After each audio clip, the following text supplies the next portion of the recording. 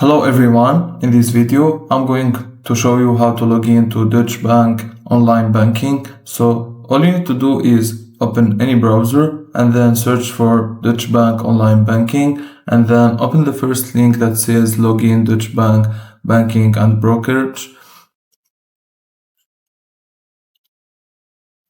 Now you need to input the branch that you created the account in and then your account number and then the sub account and then press on continue. If you have forgotten your credentials, you need to press on forgotten credentials, or if you want to log in with Deutsche Bank ID, you press on login with Deutsche Bank ID and then you input your Deutsche Bank ID and then press on continue.